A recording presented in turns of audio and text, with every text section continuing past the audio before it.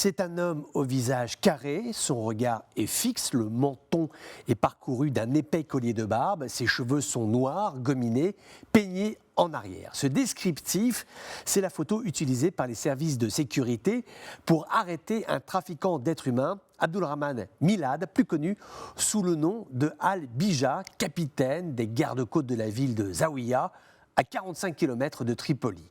L'homme est suspecté de faits d'une rare gravité. Il aurait coulé des bateaux de migrants quittant la Libye vers l'Europe en faisant usage d'armes à feu. Il a été vu et photographié en train de tracter des moteurs de bateaux après un naufrage en mer de migrants. Il vole donc. Al-Bija est également chef de milice. Il est de ceux qui financent son effort de guerre en faisant du business avec les migrants clandestins.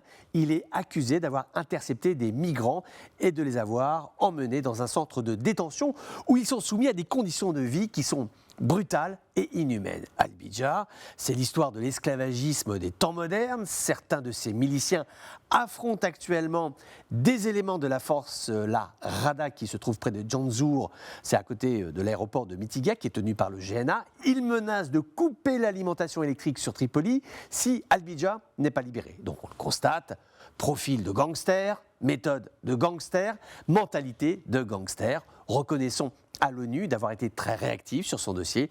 Dès 2018, le Conseil de sécurité cible 6 personnes pour leurs implications dans des réseaux transnationaux de trafic d'êtres humains, 4 ressortissants libyens, ainsi que 2 hommes originaires d'Afrique, parmi lesquels figure le célèbre passeur érythréen Ermias Germay, une figure de milieu, un homme qui a la quarantaine, c'est un homme qui est doué pour l'organisation. Il a quasiment créé une autoroute, entre guillemets, de la migration clandestine en Afrique de l'Est, avec un petit côté Escobar. Il a industrialisé le trafic d'êtres humains. Alors les métiers sont maintenant institutionnalisés, chauffeurs, transporteurs, facilitateurs, intermédiaires. Il y a des centres d'hébergement. Au départ seulement, le migrant choisit sa route, la durée, même aussi le mode de paiement. Soit il paye tout d'un coup au départ, soit un règlement que l'on dit step by step, étape par étape. Tout cela est servi à la carte. Il suffit de choisir. Pour donner un ordre d'idée des prix, nous sommes entre 5 000 € et 9 500 € le voyage. Coquette somme quand on sait qu'il y a là, à terme, le risque de mourir noyé entre la Libye et les côtes de l'espace européen. Tout le monde le sait, et pourtant, le trafic continue sur les routes de l'esclavagisme des temps modernes.